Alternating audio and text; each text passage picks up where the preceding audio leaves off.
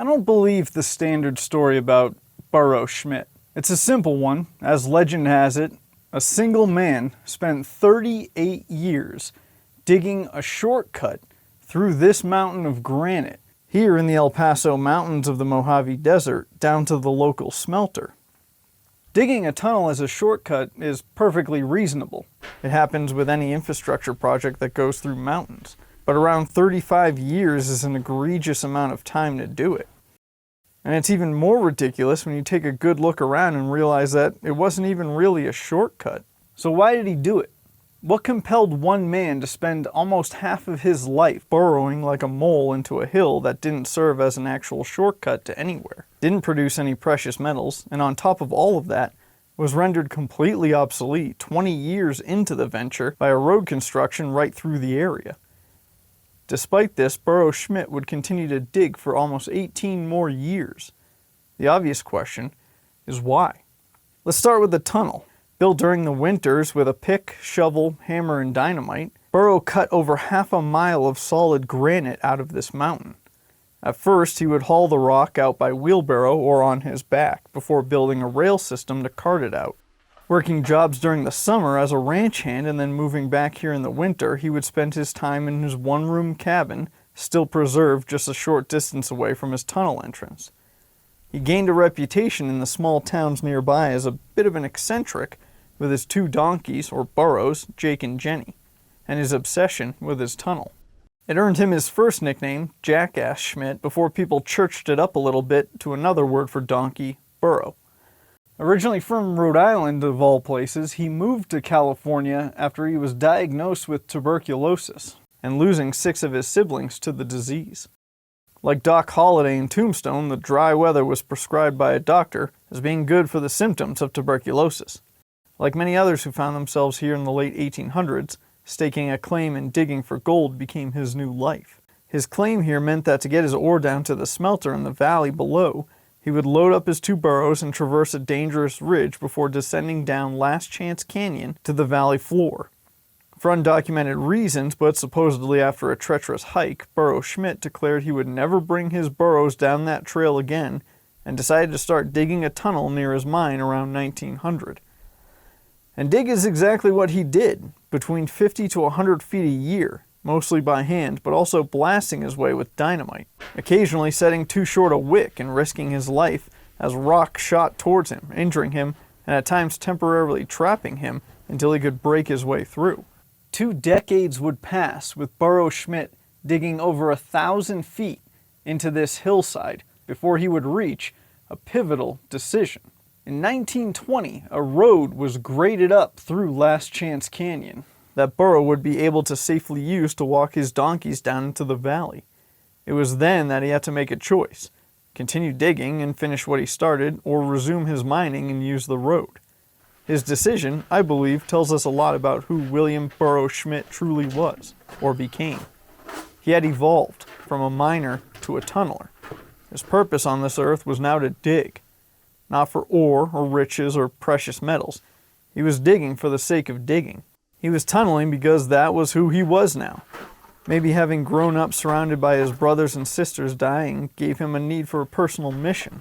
Maybe he thought digging was keeping him alive, like the mythological man Sisyphus, who was destined to push a rock up a hill, only to watch it roll down the other side.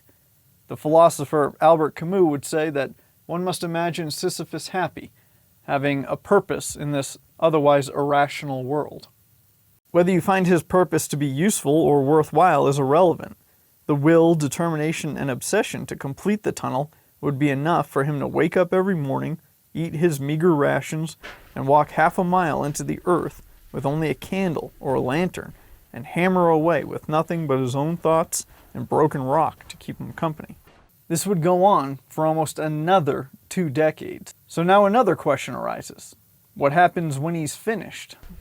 The design of the tunnel adds to this query because it's not a straight shot from one end to the other. The main line ends at a T intersection with another tunnel. Respectively, both of these tunnels are nearly dead straight, level, and identically cut. But one of 3 things happened at this exact intersection. The first possibility is that Burro began cutting at a 90-degree turn to the left, That goes on for a ways before cutting 90 degrees to the right again, before coming eventually to a dead end. If he were to have done that, he would have come back to this intersection and continued straight, which would eventually bring him out into daylight, completing the tunnel. The other option is that when Burro got to this point, he turned right at a 90-degree turn and cut his way another couple of 100 feet out into the exit point of the tunnel, at which point he would have come back in and continued directly on in front of him from the intersection back into that tunnel that tapers off into the end. The third option is that during the construction of the main line, he at some point stopped and attempted to intercept it by digging another tunnel from the side.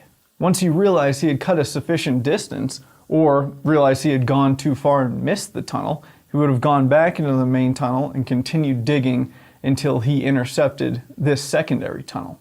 The second tunnel hypothesis would mean that without any real surveying instrumentation, Burro Schmidt chose the exact elevation to begin digging, and through years of skill or just insane luck, managed to meet his main line at perfect level. It's tough to imagine, but it's not impossible. The pile of tailings at the exit point of the tunnel would lead me to believe that he got to this point and then turned right 90 degrees and tried to cut his way out, which he eventually did. At which point, he came back in and continued cutting straight through before making another 90-degree turn to the right and eventually having that tunnel taper off. This is due to the fact that the main tunnel is about 10 feet wide and in some cases 8+ feet tall. This secondary tunnel, which takes you out into the exit point, is only about 6 feet tall and probably about 6 feet wide. And then the tertiary tunnel, which goes off here, tapers the entire way to the point where even a below average stature man is crouched down all the way up until the end point, at which point it's only about 3 feet high.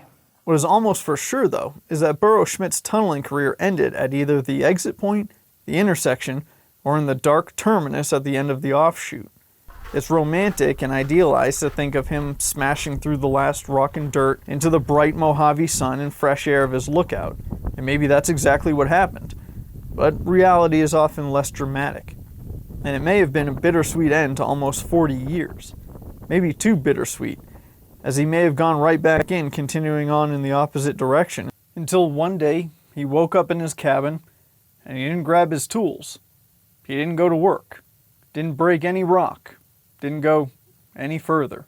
Even with his work complete, he would never bring a single pound of ore through his tunnel down to the smelter.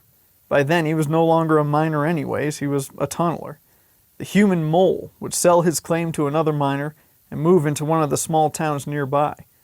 Not much is known about his later years, though he would occasionally bring curious tourists up to the tunnel to see his work and tell his story, until his age prevented this.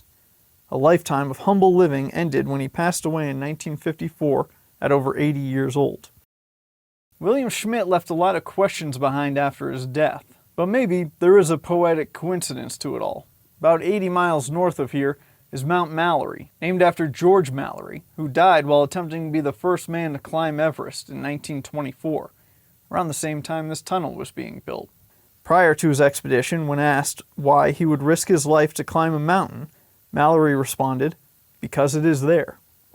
One must imagine that Burro Schmidt may have answered in a similar fashion if asked about his tunnel. So what do you think? What was he digging for? Was this some deep meditative task? Was Burro Schmidt clinically insane? And where did his life's work culminate? At the exit point? At the lookout? At the terminus? At the T intersection? Let me know what you think. Check out another video here. You can also check out the map of all of my video locations in the link below. Thanks for watching. Thanks to my Patreon subscribers for helping me get here. And as always, until next time, get lost.